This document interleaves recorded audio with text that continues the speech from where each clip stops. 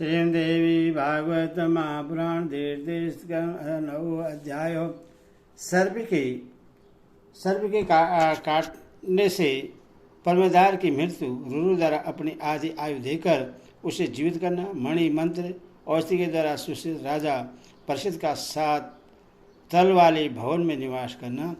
परीक्षित बोले, हे सचिवीर, इस प्रकार कामासक्त होकर रुरु मुनि अपने आश्रम में सो गए। तब उनके पिता ने उन्हें दुखी देखकर पूछा, हे रुरु, तुम इतनी उदास क्यों हो? कामा तो रुरु ने अपने पिता से कहा, महर्षि, स्थूल केश के आश्रम में परमद्वारा नाम की एक कन्या है। मैं चाहता हूँ कि वह मेरी पत्नी बन जाए। उन परमति ने महामुनि स्थूल केश के पास शीघ्र जाकर उन्हें प्रश्न तथा अपने अनुकूल करके उस सुंदर कन्या की याचना की। महामुनि स्थूल केश ने यह वचन दे दिया कि किसी अच्छे मुहूर्त में कन्यादान दूंगा। अब उससे वन में वे दोनों विवाहों की सामग्री का प्रबंध करने लगे। इस प्रकार उस तपोवन में समीप में ही रहकर प्रकृति और स्थूल केश दोनों महात्मा विवाहोत्सव की तैयारी करने लगे। उसी अवसर पर वह कन्या अपने घर के आंगन में खेल रही थी। तभी एक सोए हुए सर्प ने उस सुनयनी का पैर छू गया। स्पर्श होते ही सर्प ने उसे डस लिया और वह सुंदरी कन्या मर गई। तब मृत्यु को प्राप्त हुई परमद्वार को देखकर वहाँ कोलाहल मच गया। सभी मुनि जुट गए और शोक से ग्रस्त होकर रोने लगे। पृथ्वी पर प्राणहीन होकर पड़ी हुई अत्यंत तेज से दीप्तिमान उस कन्या को देखकर उसके पिता स्थूल के अत्यंत दुखी होकर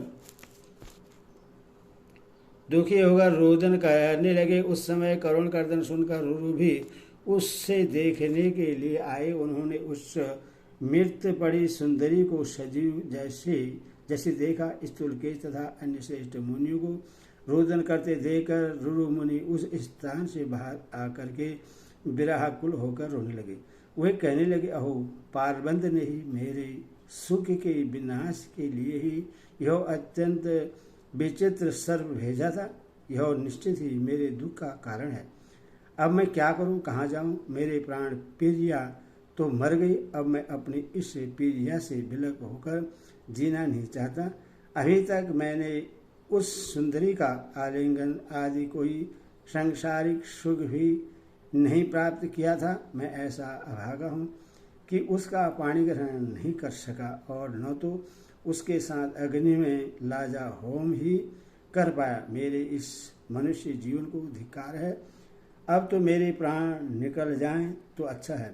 जब दुखित मनुष्य को चाहने पर भी मृत्यु नहीं मिलती, तब इस संसार में वांछित उत्तम सुख कैसे मिल सकता है?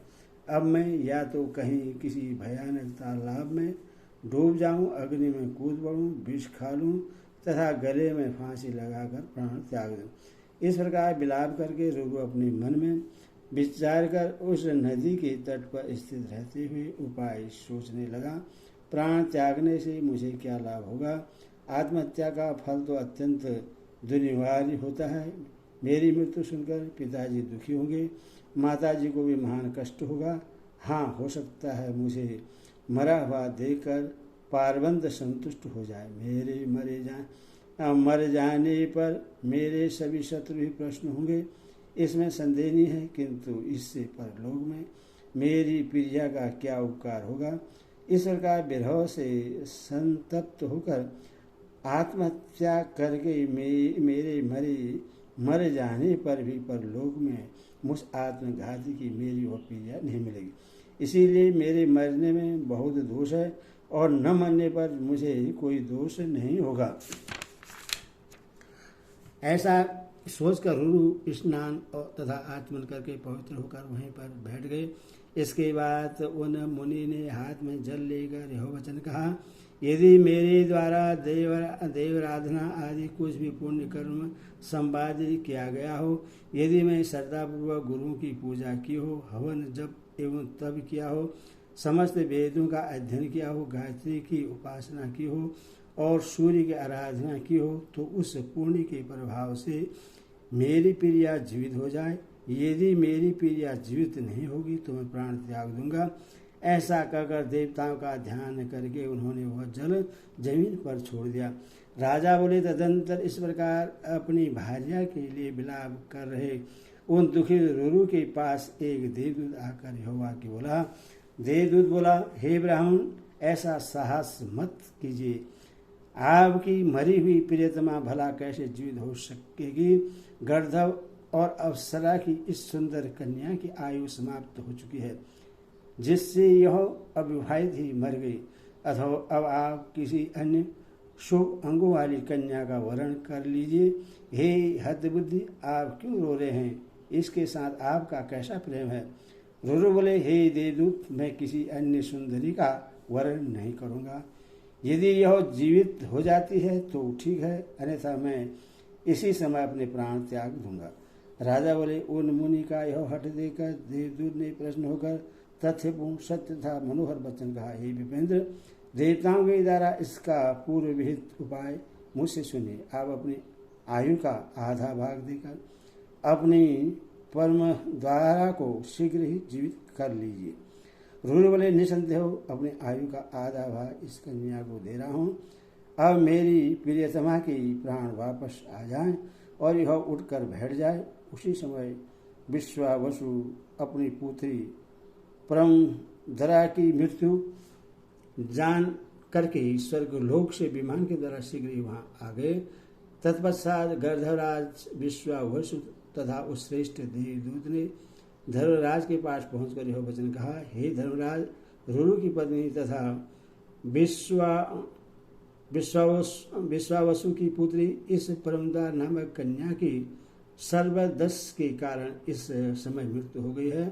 ये सूर्यतन्य इसके वियोग में मरण के लिए उद्धत मुनि रुरु की आधी आयु तथा उनकी तपस्या के प्रभाव से यह कोमलांगी जीवित हो जाए।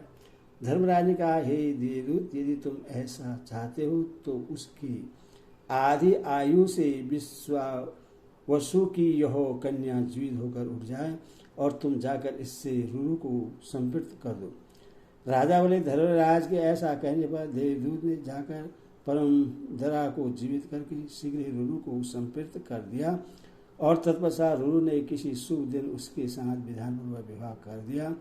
इसी प्रकार उपाय का आश्रय लेकर मृत परमधार को भी जीवित कर लिया गया था। अथवा मणि मंत्र तथा औषधियों के विधिवत प्रयोग द्वारा प्राण रक्षा के लिए शास्त्र संपद उपाय अवश्य किया जाना चाहिए। मंत्र से कहकर उत्तम रक्षों की व्यवस्था करके एक 7 तल वाला उत्तम राजभवन बनवाकर उसी क्षण उत्तरापुत्र परीक्षित अपने मंत्रियों के साथ उस पर चढ़ गए। उस भवन की सम्यक सुरक्षा के लिए मणि मंत्र धारी वीरों की नियुक्ति किया गया और इसके बाद राजा ने गौर मुख मुनि को गावी जात के पास उन्हें प्रश्न करने के उद्देश्य से भेजा और कहला कि मुझ सेवक का अपराध वे बार बार क्षमा करें। तत्पश्चात राजा ने मंत्री प्रयोग में निपुण ब्राह्मणों की रक्षाकारी निमित्त 4 ओर नियुक्त कर दिया। एक मंत्रीपुत्र वहां नियुक्त किया गया जिसने महल के चारों ओर हाथियों का घेरा स्थापित कराया ताकि विशेष रूप से रक्षित उस महल पर कोई चढ़ न सके। पहले महल के भीतर वायु का संचरण नहीं हो पाता था क्योंकि उसका प्रवेश सर्वदा वर्जित था। राजा वहीं स्थिर रहकर भोजनादि करने लगे। वहीं पर रहते हुए स्नान एवं संध्या आदि कार्यों से निवृत्त होकर राजा मंत्रियों से मंत्रणा करते तथा शाम के दिन गिनते हुए समस्त राज कार्यों को संचालित करते थे।